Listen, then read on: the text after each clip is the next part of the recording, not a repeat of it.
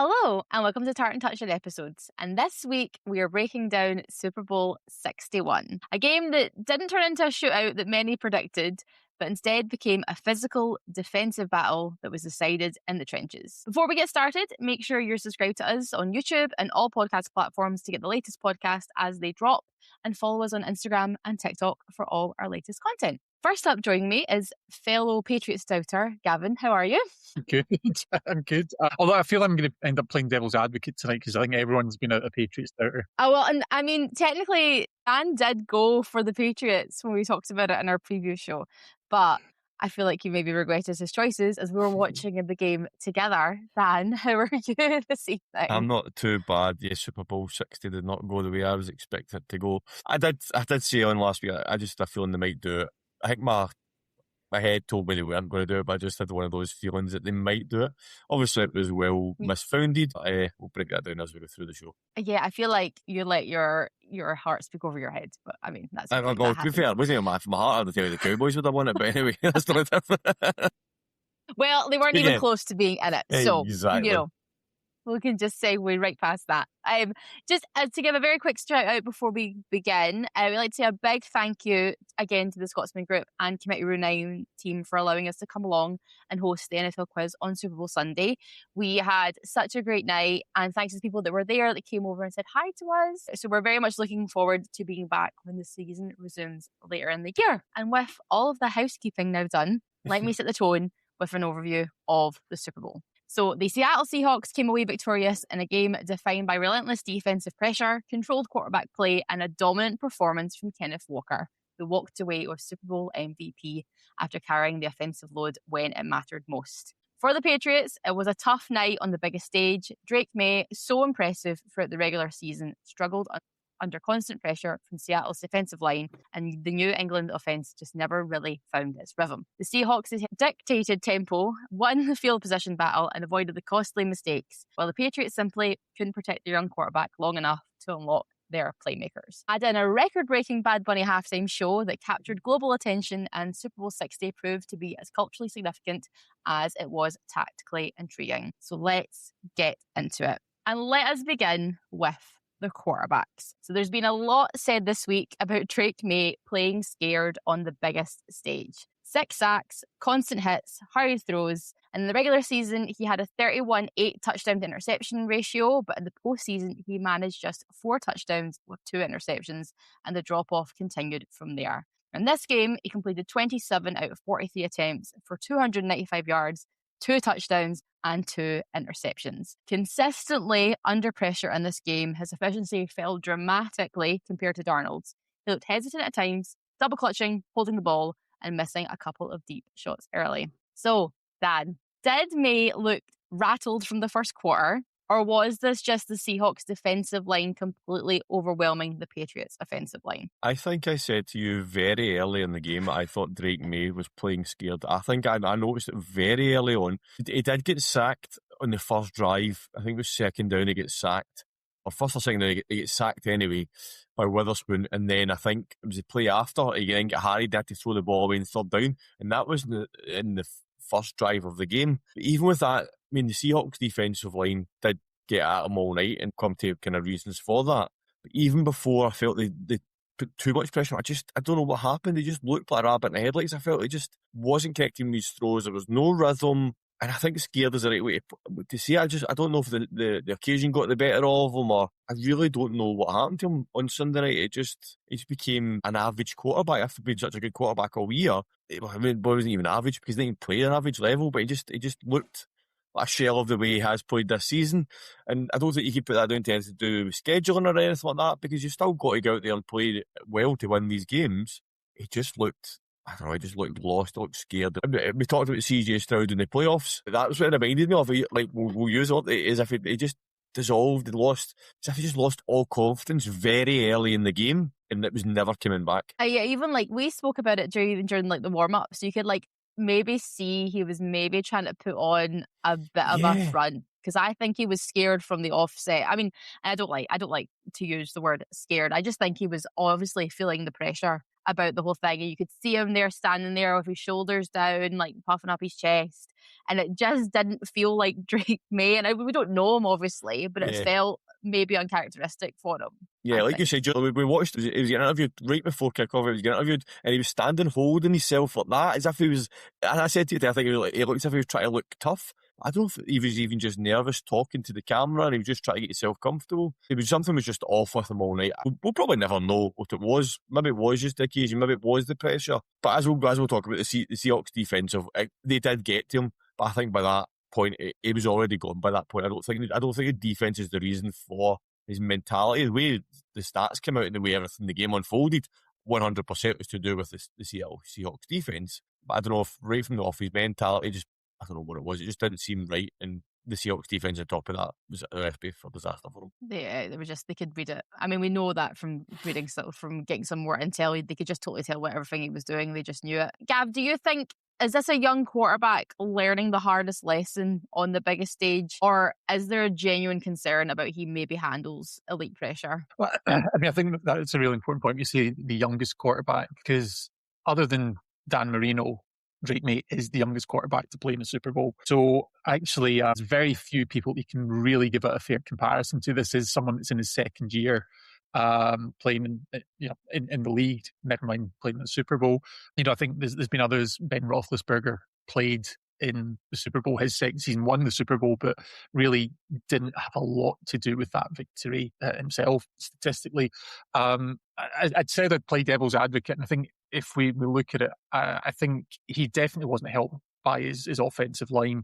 There was a number of times where he was playing with his own lineman in his face, if it wasn't Seattle's lineman. I think, it was particularly in that left side of the line, the guard struggle, but Will Campbell in particular looked like he was having a really tough time during the course of the game. So I really don't think that helped. But obviously one of the points we've mentioned is that Seattle were able to do most of this without bringing extra pressure throughout the game. They only actually blitzed the Patriots 11 times during the course of the game. But when it did, you mentioned May's stats earlier, but when he was blitzed, he was 4 of 10 for 22 and a pick. It was pretty ugly. I think one thing that I certainly picked up on was Seattle, when we did choose to blitz, it was often Witherspoon coming from nickel. Wasn't just coming off the edge, was coming straight through the line. Guy was just so agile, kind of dancing around defensive linemen, which is incredible to see. So there's a lot that we can put on what Seattle did. I think certainly nerves were a factor, but the Patriots did struggle to protect May. I think it's less that I don't think there's a necessary for the Patriots really to worry about anything. I do still think that Drake May is Drake May. I just think this was a brutal matchup for them, and we could kind of all see it coming. And the writing was maybe on the wall for them. You can talk about their schedule and you can talk about the way they ran through the playoffs, but I think the writing was maybe a little bit on the wall for them, particularly for the O-line. Dan, do you think in order for them to have won that game, do you think they needed the regular season Drake May rather than maybe like the more cautious version we saw? Because we were talking about it during the game. You could see that he just wasn't wanting to throw the ball. He just didn't seem to trust any single player that he had out there. Yeah, I think we'd said it last week in the preview show that, and I think that question, I put that question to Brian. It was something like, we talked about which wide receivers does he trust. You mentioned it was Stephon Diggs, we said had to get in the game, he didn't. So, but a lot of that was, I don't think there wasn't a lot of drop passes or catches that wide receivers should have made. It was just a lot of, well, it was pressure, but I still think that even when he wasn't pressured, his passing was off as well. So he didn't really give his wide receivers much of an option either. So it's, did they not trust him? Did they not trust himself to make the throws? Because the Seahawks, we know the Seahawks secondary, they call themselves the dark side for a reason. They are elite. So did they buy into that? Did they think these guys are that good that I need to kind of dial back on what I'm trying to do? But as we'll come on to with Sam Darnold, he didn't even do the safe stuff. He didn't even just keep it basics and pick up the yards when he needed to pick up the yards. Which he was good at doing in the regular season. The Patriots, they did good. We mentioned they don't have elite receiver. Stephon Diggs was elite, maybe not anymore. But they've done enough. They moved the ball enough. They spread it about a bit. Yeah, Matt Collins obviously will come to a good couple of catches. We had Henry's been decent for him in the regular season, so he has been spreading the ball about and getting his team down the field. It just didn't happen the other night. If he'd had the Drake mate playing the regular season, there would have been a difference, about 100% would have been a difference. Would it have won the game? Yeah, not sure. It was interesting as well. You could kind of like when we got to the fourth quarter, when obviously they eventually actually scored something, you could sort of see it was almost like he'd been taken off to the side and been told, who cares? Just do what you want. Just try and do something, right? Because there were 2 amazing bomb passes that he threw, and they were so tight windows. I was like, how have you just played 3 quarters like this, and now you're just pulling a back-to-back plays, wasn't it? Like that, the first one was ridiculous because he threw it into like a circle of about 5 DBs, and was it Hunter Henry for that one? I think it was Matt Collins. I can't remember which one it was. It was one of the 2 of them. Just came out of nowhere, and in the middle of it, the next one was to Matt. In fact, it was Matt Collins. It was back to back because the next one was in the touchdown. So it was 2, and I've actually got my notes. Where was that the whole game? And like you said though, the pressure was off at that point. The game was done. They knew they weren't coming back into it. So did they just come out and that the pressure was off, the shackles were off, and just became the Drake May that we all know? I think that's what's happened. As soon as the pressure was off, his shoulders were relaxed, and he just went back into his natural game. And the Patriots must be thinking, why could you not have done that for the first 3 quarters? Like, is that when you get the inexperience and you get youngness coming in and never being in this position before, not knowing when the pressure's on, you still have to perform. But then we'll say Sam Darnold's never been in this position either. I know. Well, and on the mention... There you go. Well, just when you're on the mention of Sam Darnold, let's flip it round and talk about it, because he played safe when it counted and it worked. So even on paper, his stat line doesn't necessarily jump off the page. So across the season, he threw for 4,048 yards with 25 touchdowns and 14 interceptions, plus 4 rushing scores. But this performance was much more about efficiency. So in 19 of 38 attempts for 202 yards, 1 touchdown, and crucially, no interceptions. Avoided killer mistakes, handled pressure significantly better, no reckless throws, no turnovers.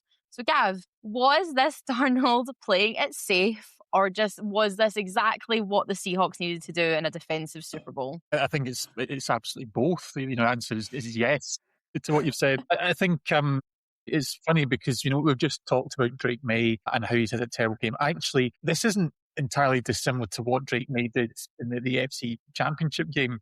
Protected the ball, minimised the negative plays.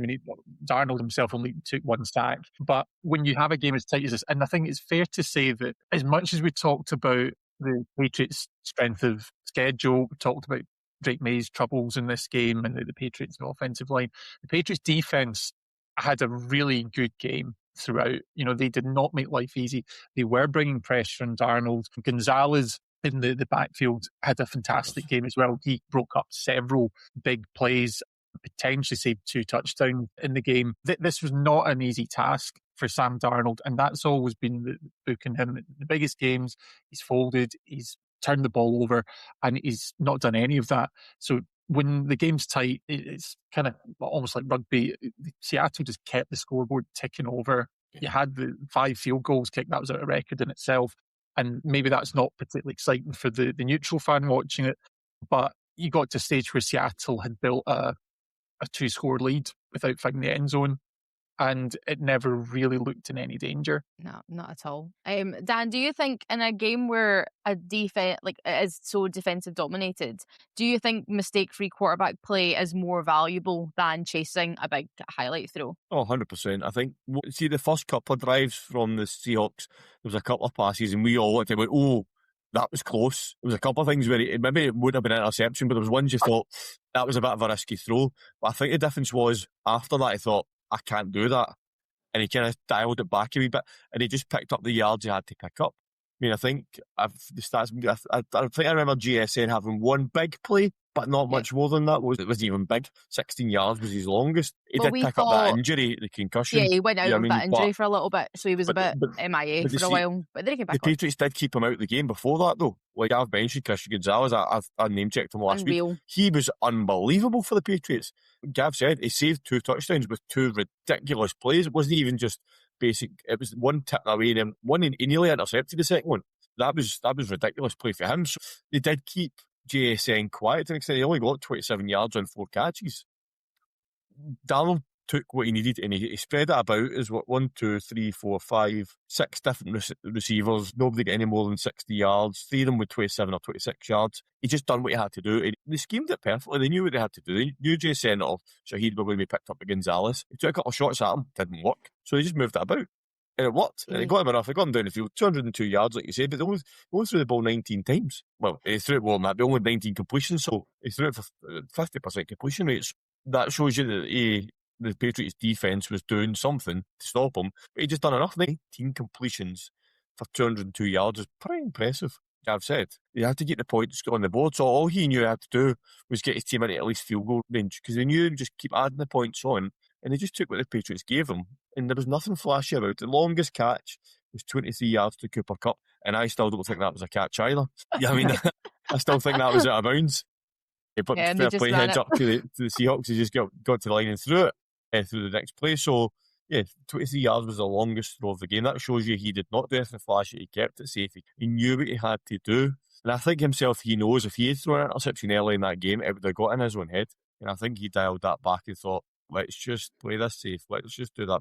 Yeah, flashy plays will get you loads of yards, but you miscalculate one of them and it could be game over. So I think the Darnold schemed it perfectly for Darnold. Obviously, Darnold himself had to throw the passes, but a lot of that will come from the play call, and it might be Darnold would have known, and Clint Kubiak would have known that we need to make sure we just play easy, mistake-free football and do not give the Patriots a chance. And that's what they did. The game plan worked perfectly, and it's easy to say that after the fact, I mean, but just getting those field goals on the board and just adding the points on and just keeping your offence on the field. It shows, like, as well for your offence as well, it shows, like, yeah, okay, we're not scoring touchdowns, but you know what? See, we're on the field. Still putting points on the board. Points on the board are more important.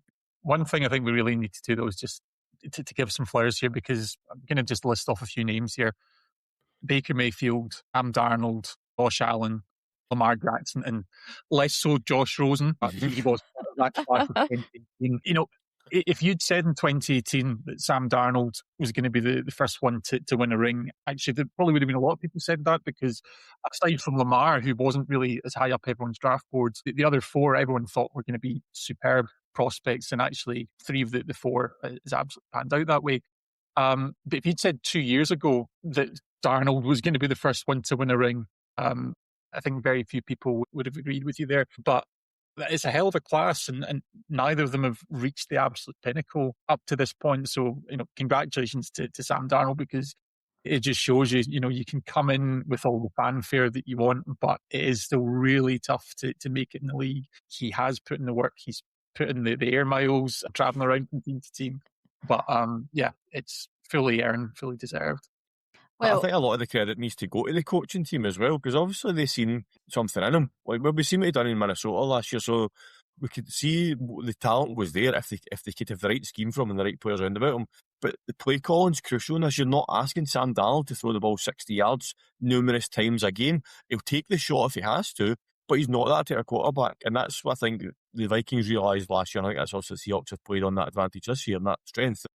He'll do what we need him to do. We don't need him to be flashy. We just need him to get us down the field. We just need to get to score touchdowns. And obviously they get the touchdowns eventually in the Super Bowl, but he got them down the field and he kept the offence moving and kept them on the field.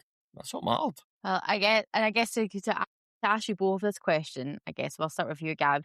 Do you think, I'll include the NFC Championship game in this too, do you think it changes the narrative around Darnold in big games, and we probably can't pull the he's going to turn into a pumpkin kind of card again? Oh, absolutely. I think, you know, both you and I say we'd taken the Seahawks at the start of the playoffs to win the whole thing. And I think not only that, but after that 13-3 win that the Seahawks had over the 49ers in week 18, I thought not only could they win it, but I had a horrible feeling that they could brutalise everyone in their path. Now, to be fair, the Rams was a real competition in that NFC Championship game, but I think, you know, you wouldn't have necessarily said that, well, it's because Darnold is going to light it up.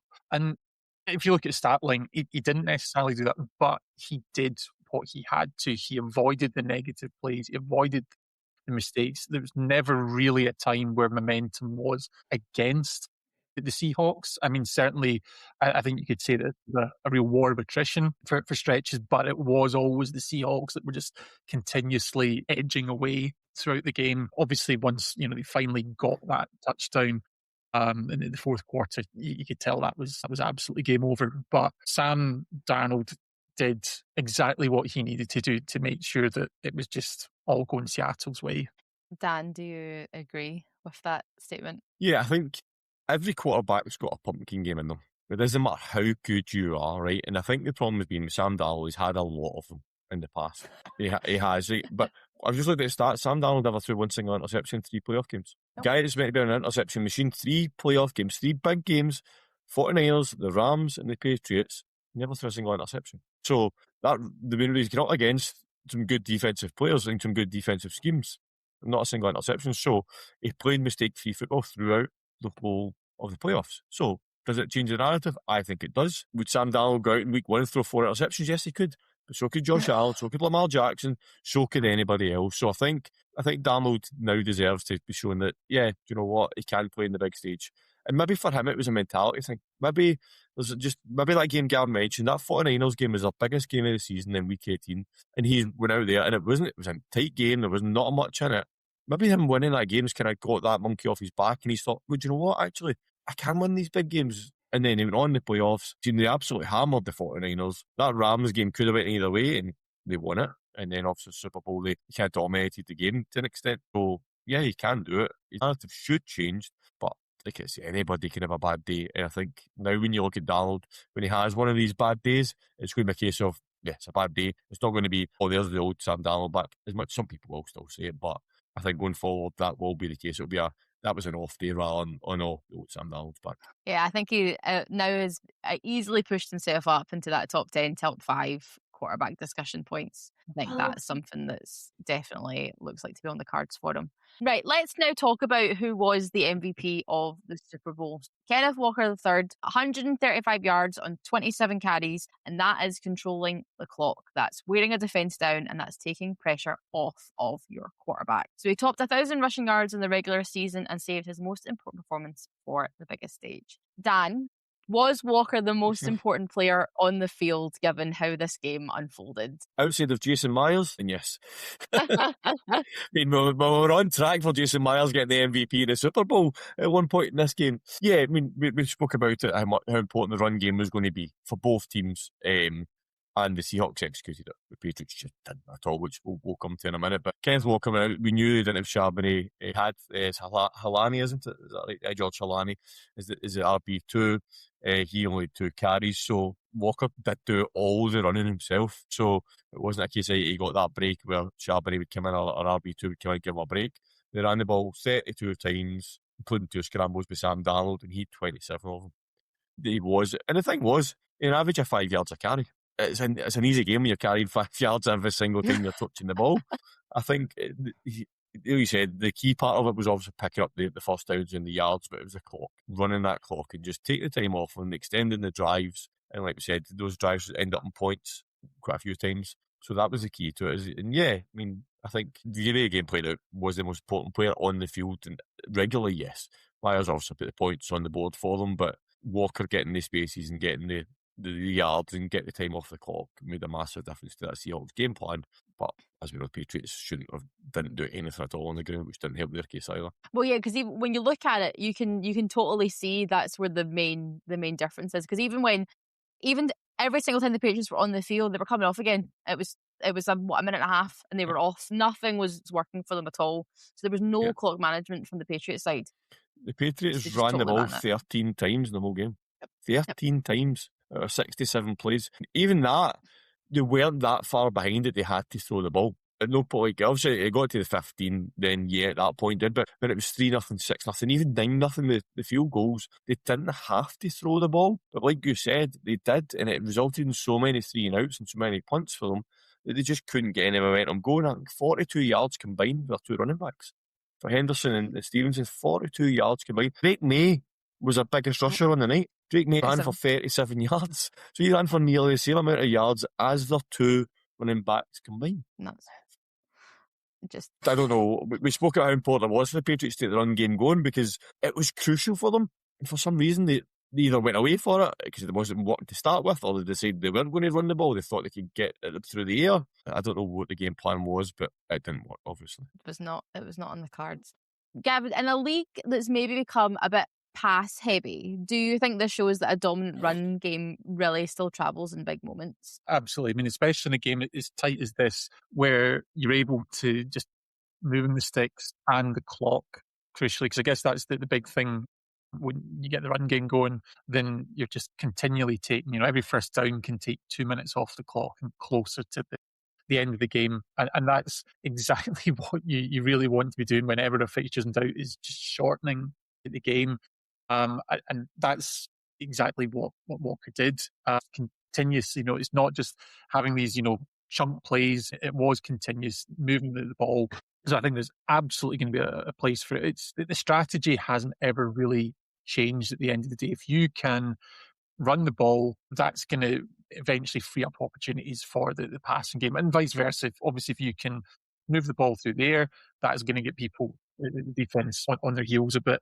So you're always going to need that balance. I guess I do want to just, seeing as we're kind of talking about MVPs, or just to give another shout out. Dan's actually talked about Myers, the kicker. We probably will never get a chance to do this, but in a game that was so dominated by defenses, the punter, Michael Dixon. Oh yeah, superb. He had a great game. Wow. And this is actually something where, again, maybe we're not going to get a chance to talk about this again, but stats are probably not doing him enough credit, because he had 3 of his 7 punts were downed inside the 20. Actually, 2 of them were downed inside the 5, and the other one went out of bounds at the 6. So when you flip the field like that, you back the Patriots up before you even start thinking about, well, actually, how bad of a game Drake May had. A big part of that is because he was under pressure in terms of his field positions. I think, really, I think as much as the big story of the game for Seattle is the defense, obviously it was all 3 phases of the team were contributing this one. Shout out to special teams. Who would have? Before it's this Aussie rule style kick. It's ridiculous when you watch the ball going out. They just can't catch it. That's why, there was a lot of fair catches, especially from the Seahawks feed. But because Barringer had the same, he was the same for the Patriots. He had 8 punts, 4 inside the 20. They both averaged around about 40 or so. Dixon was 48 yards a punt, and Barringer was 45. This new style punter, it became a bit of a weapon. Punting before used to be, let's just try and hope we get it into the 20, whereas now the teams are deliberately going and looking for punters like Michael Dixon, like Dan Whelan, who have a different kicking motion to get the ball, because he doesn't kick it that high. Dixon's kicks quite low compared to a normal punt, but it's the way the ball travels in the air that makes such a difference. Yeah, both punters were pretty impressive. That's something Brian will be loving this. He's proud talking about punters. I love it. But yeah, it did make a massive difference that both teams started a lot of their drives inside their own 22 punts. Yeah, and I don't think that helped. A couple, when just talking about the ones that were basically maybe starting in the end zone, you could really see him you could really see the panic coming in, because he's like, I'm going to get sacked in this end zone, and then that's going to be 2 points on the board for the Seahawks, and then we're down again. Dan, do you think a running back winning Super Bowl MVP kind of changes maybe how we talk about positional value for them? I don't think so. Thinking about it, no, I don't think it does, because it was down to the game plan. Obviously Walker's got to take the ball, he's got to carry it, he's got to pick up the yards, no doubt about that. But I think a lot of it was down to they knew how to game plan to get through the Patriots. If, for example, Arnold had scored another touchdown and got 100 yards, he would have got MVP. Walker got it, and they're not taking this away from him because he had a good performance. Nobody else really deserved it on the night. Do you know what I mean? There wasn't as if it was there's a debate about who's going to be MVP here. The debate was, is it Kenneth Walker or is it Jason Myers? That was the debate on the night. And there was no, we're not sure who's going to get this. And that's not doing it, I'm not trying to do it with this service here, because he did 100% deserve it. But I don't think it changes the narrative in terms of that. Running backs are always going to be very valuable for teams, especially when you game plan like that and they execute it the way that the Seahawks did. Will it change the narrative of how we change a positional value? Probably not, because only the top elite running backs are going to get paid the big money, whereas quarterbacks, wide receivers, you don't have to be elite to get paid a good chunk in this league, because they're few and far between to get ones at that kind of top tier.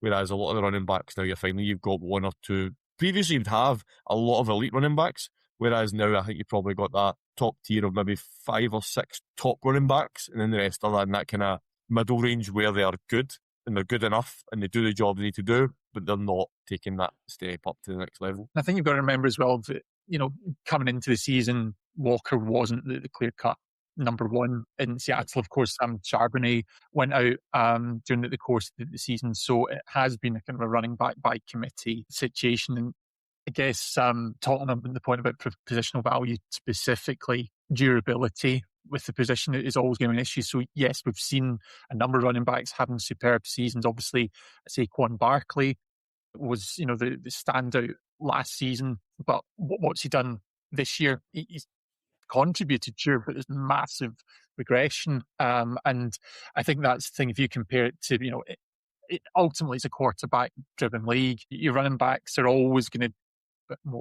seem a bit more replaceable. I'll give you an example. Look at the stats in the regular season. Running back 5 for the year was Devon Achane.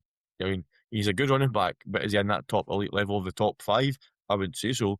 But you pick up the yards, you get the average yards, you get the touchdowns in, your team does well, and that's what Walker's done, and that's what he done in the Super Bowl. Picked up the yards, you got his team down the field. Does it make him an elite running back? No. Does it change the position of value? I don't think so. But he's done the job he's there to do without being elite, and that's all matters to teams now with running backs. If you have people like a James Cook, a Derrick Henry, or a Jonathan Taylor, then 100% excellent. That is great for your team, but teams don't need that anymore. Previously, you needed a running back like that to be successful. You don't need that anymore. You need a running back that is going to get you 5 yards a carry, is going to carry for 100 yards a game. They don't need to do anything flashy anymore. If they do, it's a bonus, but they don't need to do it. Because look at the two teams that are in the Super Bowls. None of them had a flashy running back. Even going back, look at the playoffs. McCaffrey was obviously in the playoffs, but he's not done a lot this year. But if you look at the championship games, was there many elite running backs in that playoff category? No, they were all good and do the job they need to do and pick up the yards they need to do without actually doing anything too big. So I don't think it changes it. So Dan's off to be a running back in the NFL, everyone. That's it. That's why I'm bulking up. That's why he's been on the PC. That's why he's been doing the high rocks. Right, we've mentioned it a bit, but let's kind of talk about what the centrepiece was in this game, which was battle in the trenches. Seattle's defensive front is one of the deepest and most disruptive in the NFL this year. In the regular season, they finished top 5 in pressure rate and sacks allowed, and that carried over to the Super Bowl. Whereas the Patriots' offensive line, by contrast, near the bottom in pressure allowed, and I didn't know this, but surrendered 5 GACs in each of New England's playoff games. In this game in particular, Seattle's rushers consistently beat blocks and got home. Patriots left tackle Will Campbell, playing through a knee injury, had a particularly difficult night and allowed repeated pressures on May. And Seattle pressured May nearly 48% of the time, even when rushing only 4, which is one of the highest rates seen this postseason, and they didn't need to blitz much to get home. Gav, how much was this a talent mismatch up front versus a schematic victory by Seattle's defensive staff? Oh, it's a talent mismatch, and it's also an experience mismatch, because actually Will Campbell is a rookie. I believe the left guard was also a rookie. There was 2 rookies starting, yeah. So, I mean, that's always going to be a really tough situation. We've talked about May being young, but and we also talked about positional value. So if you talk about your quarterback being the most important player in the field, the next most important players are the ones protecting him, especially on that left-hand side of the line.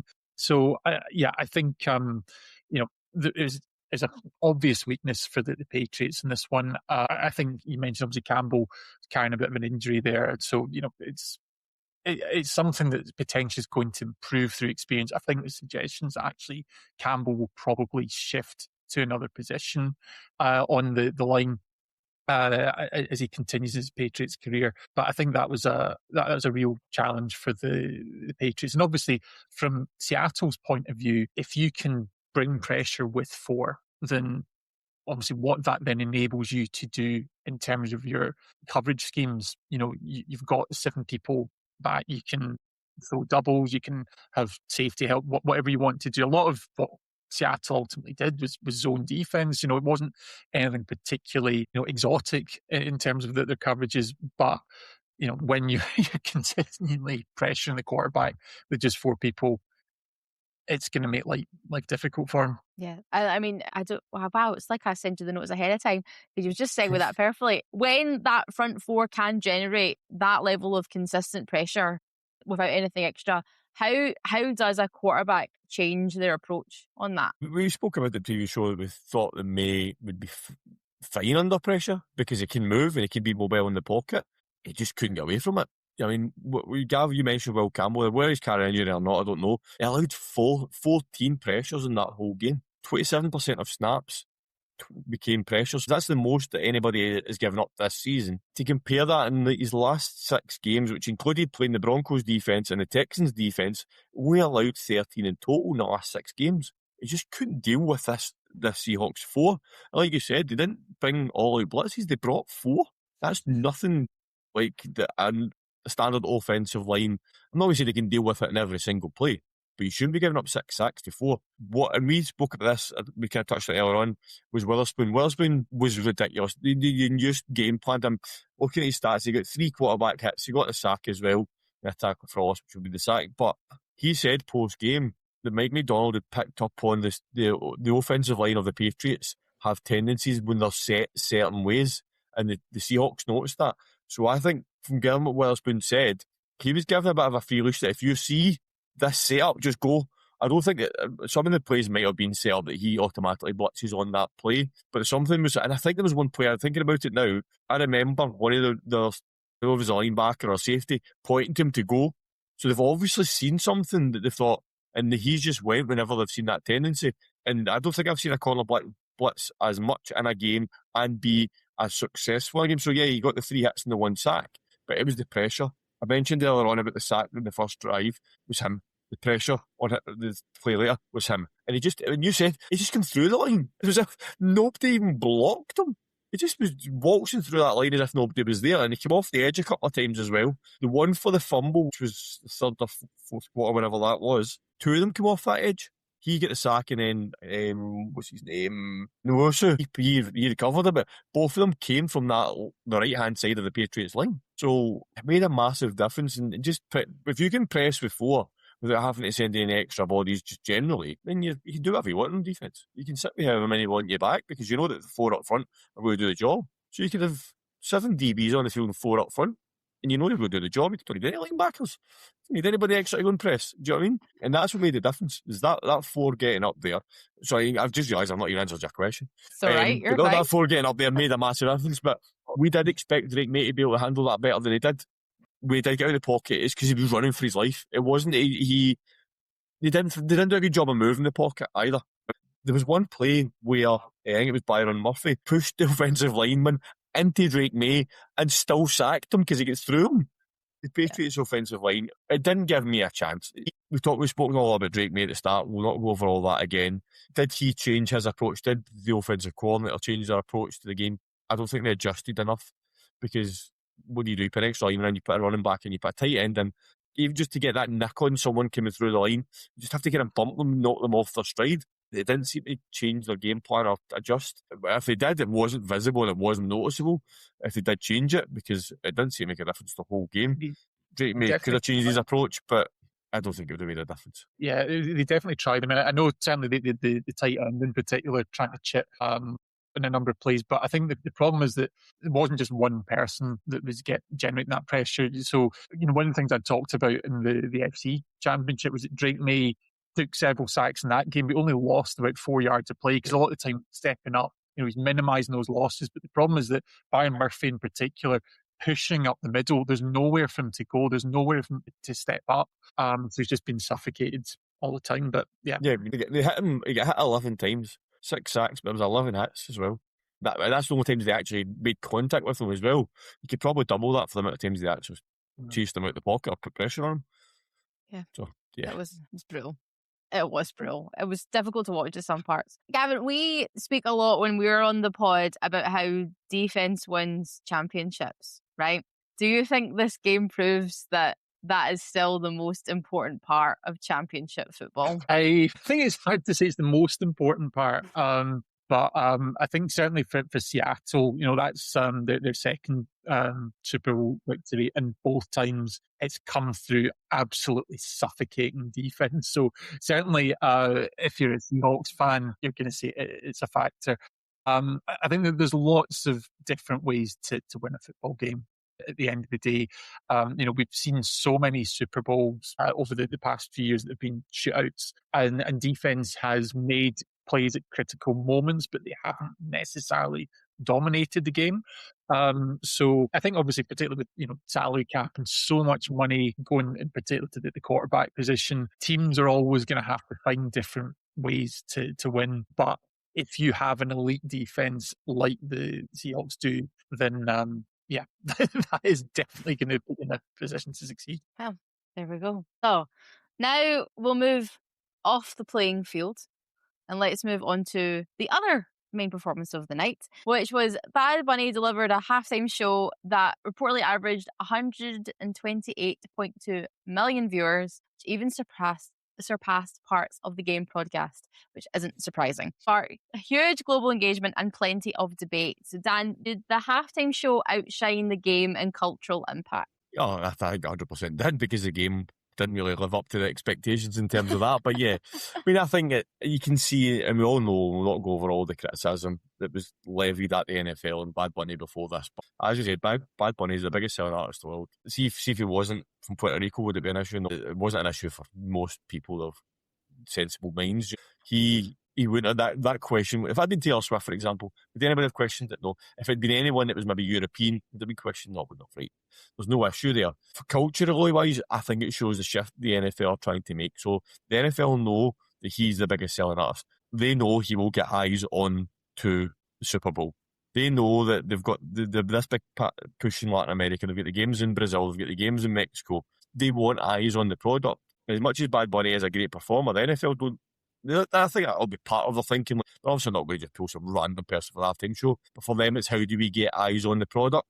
Some people have just tuned in just for the halftime show. That's fine. Some people have tuned in a wee bit early. Some people have said watching after the halftime show to watch the game. And that's what the NFL need. They need eyes on the actual product. Kendrick Lamar last year, they knew all the stuff with him and Drake. They knew that was going to get eyes on the Super Bowl. They knew that he was going to sing the song. So people were going to watch to see that. And the NFL are not daft. There's a reason why they make so much money. Next year, who's it going to be? We don't know, but you guarantee it's someone who's going to put eyes on the product. It's not going to just be an average run-of-the-mill person that they think will be a good performance. They want someone that will give you that performance, but also will have that cultural impact that will put eyes on the show as well. Someone that we mentioned that if Kelsey retired, Taylor Swift would be number one on the list because she'll put eyes on the product. She's done it already. So that's, I think the NFL now looked at that aspect of not who's the best for performance-wise, but who's great at performing, but will put eyes on our product and make the NFL more cultural generally as well. It is something that's the biggest sport in America. Is they want eyes on it. They want people invested in the sport. And a lot of sports now and a lot of events, they're mixing popular culture and sport now. It's just a standard way things happen now. And the NFL played an absolute blinder with it this year, I think. Like 100%. And you kind of, when you mentioned there about having the impact on, especially like the Latin America culture, and that's where they want to go. Do you think it kind of proves that the Super Bowl is just now about global entertainment as it is about the football? I think it's the way I look at it is if you were wanting to watch the Super Bowl and you have an opinion in the halftime show, good or bad, you've got to remember that the NFL's already got your money. So I find myself increasingly saying this is, I think we said it in last year's Super Bowl show, I'm not the target audience for the halftime show, and that's fine. Okay. But I think what I can see watching it is it was a hell of a show. And for me, it wasn't even the music that jumped out. I think there was a really strong cultural message, but I think that actually came through in the creativity with the set. Yeah. Was actually one thing that really jumped out to me. Is all the different locations kind of, it had sort of elements of the halftime show from LA a few years ago. We had Dre and Eminem, but actually I think it took it to a whole other level. And of course, the other thing you don't realize until afterwards is that all the bushes and the fields, actually people weren't they? Which is just, it makes sense. But the ability for the NFL to have you to suspend your disbelief and think, oh God, they've just created this forest in 15 minutes was amazing. You had the cafes and the bars and the nail salons and everything represented there.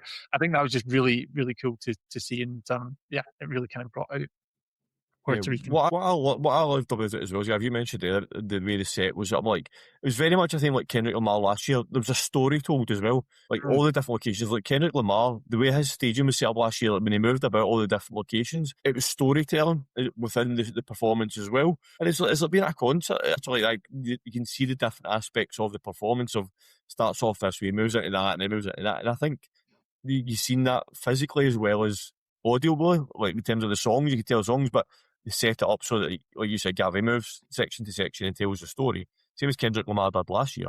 They done it in LA with obviously the clubs and the houses and stuff like that when they done Dre and Snoop and stuff like that as well.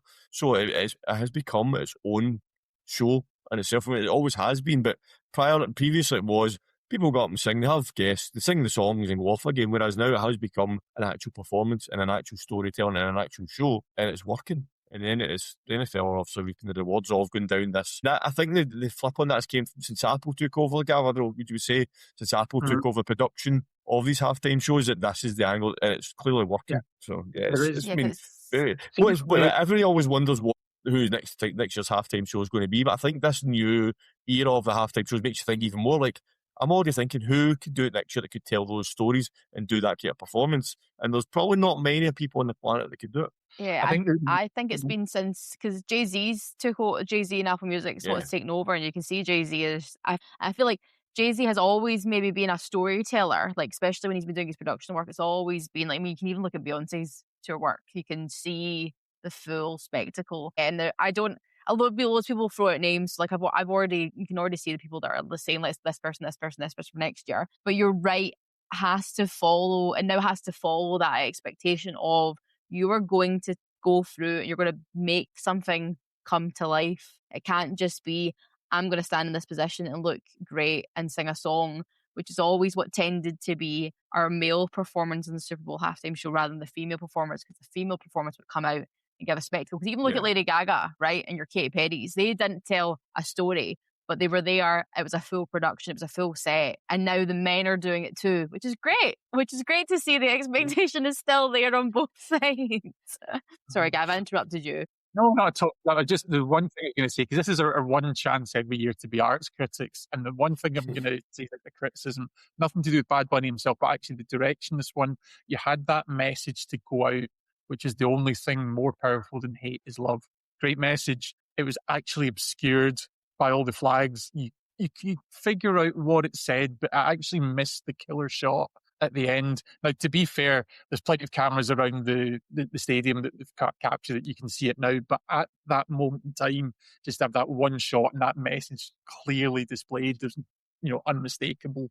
That was probably a missed opportunity. Yeah, I was upset because you could, when he was holding the ball, like, because the ball had a message on it too, and there's just never a clean shot of it. But I don't know if it's when he was holding it, it must have rubbed a little bit, so there was never like a clean camera, because we were sitting there and I was going, what does that say? Like, me with my glasses out trying to figure it out. Yeah, I feel like I don't know if they were maybe not allowed to say it, or it had to be like at a specific angle because of obviously everything that was going on. I don't know if they were playing it a bit safe, but who really knows. But I guess now for maybe the wider big picture and the lasting impacts of the game for both teams. So Dan, do you think this loss was a necessary lesson for Drake May that will probably make him better in the long run? Do I think it's a lesson from Drake? Yeah, he's going to have to learn from it. He's going to have to analyse his own performance. Obviously, the coaches will do it as well. The coaches can't analyse his mentality. Only he can do that.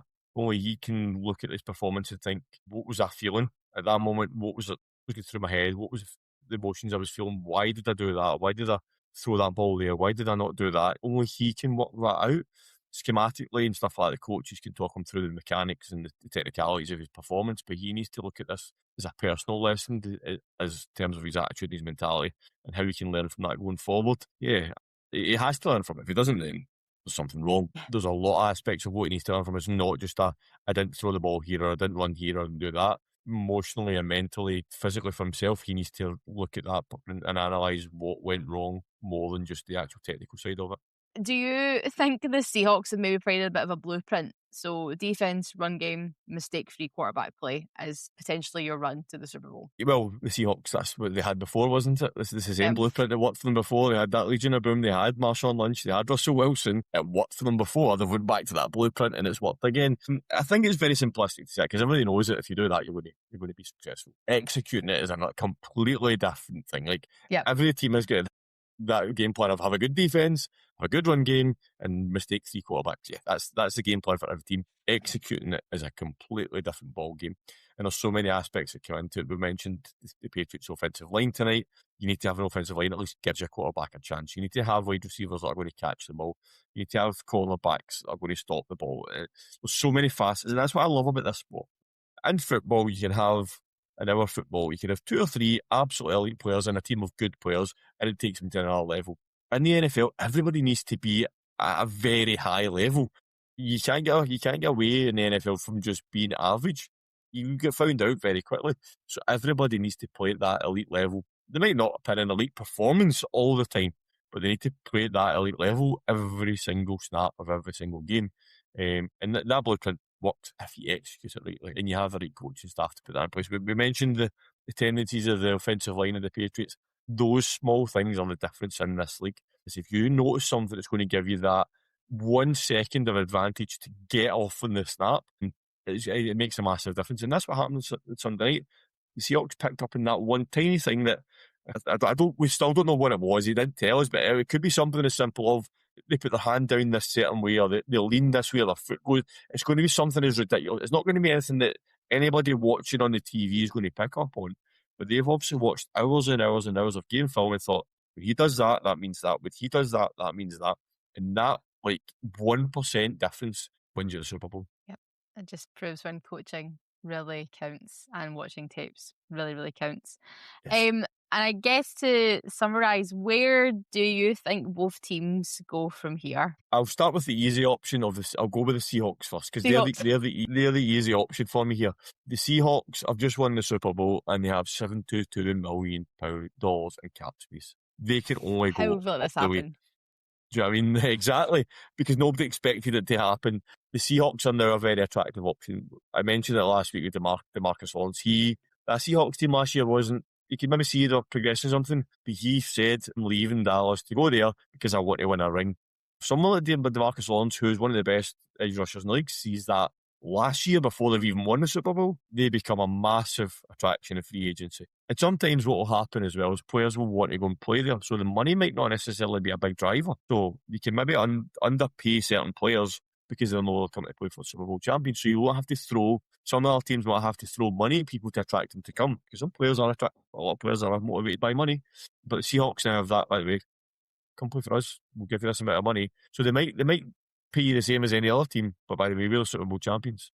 We can go and do this again, and that suddenly becomes a very attractive option for them. So I think for the Seahawks, they have lost Clint Kubiak though, so that's going to be interesting to see how they adjust to that, because that offense has been good under him. Seahawks have got a habit of keeping things inside in terms of they must have someone maybe lined up, because it's probably too late now to go out and get those top OC options, because they're all taking jobs elsewhere. So maybe keep that in-house in terms of bringing someone up from the staff. I spoke about Sam Darnold. He's now got that monkey off his back. They're going to get Charbonnet back next year. GSM was number 1 wide receiver in the league this year. Is it this that many? year, I've not actually looked. I should have looked at see free agents. Let's see. Shaheed, Kenneth Walker's up as well. Job at cornerback, Kobe Bryant, Woolen. There's a few players there that they really want to keep a hold of. But they're not on big money. The biggest one is Charles Cross, a left tackle, but it looks like he'll probably see him on an extension or something like that anyway. So yeah, Shaheed, Kenneth Walker, Josh Jobe, Kobe Bryant. There's not a lot there that they need to really worry about in terms of if Shaheed leaves, could they replace him? Yes, he's not one of those players that is going to have a massive, devastating impact if they lose him. But again, if you're Rashid Shaheed, why are you going to want to leave Super Bowl champions? I mean, they paid him $3 million this year. Offer him $4 million to stay, he stays because you're Super Bowl champions. So yeah, so it'll be interesting to see how they do in the free agency. But I think they do probably need another wide receiver, and they've got a good room there, but they probably need a good WR2, because is GSN going to have that level of productivity next year because nobody expected it this year? Is it one of those seasons where he just goes off and does it, or can he keep that consistently? You need another option there just in case he doesn't perform next year. So be interested to see how they do in free agency. But for the Seahawks, I think Seahawks problem the Seahawks have got is a division they're in. That's it. Yeah. If Seahawks yeah. won any other Brutal. division in football, they would probably dominate it for years to come. Maybe talk about a dynasty. Yep. But the fact that they're in this division where the Rams are going to be the Rams, we know that. The 49ers, maybe we'll get players fit and we'll come back. Cardinals, forget the Cardinals for another few years yet. But their biggest problem is they're in that division. They could easily come out next year and not make the playoffs just purely because the Rams and the 49ers could just be as good as they always are. But Seahawks, I think, sounds really daft because they've obviously just won the Super Bowl, but the future's looking very rosy in the Seahawks garden. And how do you think it's looking at Gillette for the Patriots? See, this is a more intriguing one, right? Because the Patriots have had a phenomenal season. You predicted the Seahawks, the Patriots would have a good season at the start of the season. I'll give you that. But not you this. would never have predicted them doing what they did, right? No.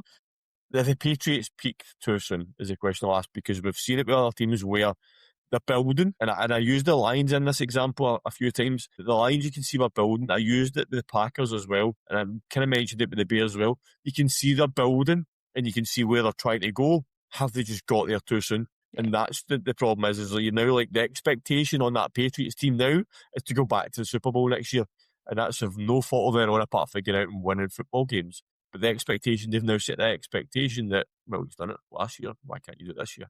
Their schedule next year gets a hell of a lot harder as well. So just throwing it out there, they're away to the Bills, the Bears, the Chiefs, the Lions, the Jags, the Seahawks. I'll say the Chargers. I'll put the Chargers in there because Chargers, we don't know what we're going to get with them. At home, they face the Bills, the Broncos, the Packers, the Vikings and the Steelers. I'm going to put. We don't know what we're going to get with them.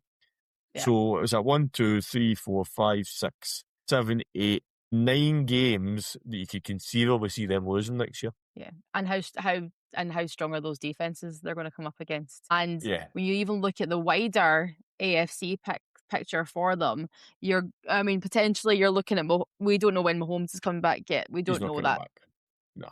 Look at I don't think Mahomes plays a starting unless the Chiefs make the playoffs next year. I don't see Mahomes playing a start. Okay, well, so take Mahomes out the question, right? You're looking at Lamar Jackson in a new scheme, so we'll see what happens with that. Yeah. We're looking at Joe Burrow coming back, and if the Bengals can pull an O-line from absolutely somewhere, then who knows what that's looking like. Josh Allen, again, new scheme, new regime for Josh Allen. You've now got Trevor Lawrence in the mix, who is playing like we all thought he was going to play. The AFC is stacked. Justin Herbert, depending on what he does, like it's all up for grabs for them. Like the top, maybe like 6 out of the top 10 quarterbacks live in the AFC, and Drake May now finds himself amidst the category of that. Yeah, and the Patriots you've also, and one team you didn't mention there was the Denver Broncos in the AFC as well. The Broncos, of course, because of course, right? It never ends for. We always talk, we spoke about that even in preseason, that the AFC is the sort of half you don't want to really be in because it's just really constant. Don't. Yeah, the Patriots team done well this year, but like I said, they're not an elite team. Going to come up against challenges, they are going to really struggle against those teams next year, especially the way they played in the Super Bowl. That's the thing. And that's all on tape. Your defense can see it. Is it too early for a too early take? No.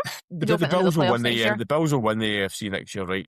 And you don't think the Patriots will make the playoffs? No, I don't think they will. That AFC is far too stacked. So many teams in the AFC this year underperformed massively this year. Down to injuries, down to different aspects of things. A lot of teams underperformed. Can the Patriots, if the Ravens play at their best, if the Bengals play at their best, the Broncos play at their best, so the Bills play at their best. The Jags, the Texans, the Colts, with what they're looking like now. There's so many teams in that AFC that the Patriots are going to have to win more than 10 games to have a shot at the playoffs. With that schedule, I've already got them losing 9. I'm going to say Patriots aren't making the playoffs next year. There you go. It's way too early, I'm going to say it. So the Seahawks are going to win the Super Bowl again next year, or make the Super Bowl. No, they're not. They're not going to win it. The Cowboys are clearly going to win it. No, I'm not going to go out and say I don't think the Patriots. I'm not going to say that about the Seahawks. I just think the Patriots, they got there too soon. They peaked too soon. The expectation next year is going to be massive on them, and I don't think they'll live up to that expectation next year. And that's through no fault of their own. They're a team that I don't think is ready for that level of consistent runs to the playoffs and Super Bowls and stuff like that. I just don't think they're good enough to do it, and I think next year they maybe...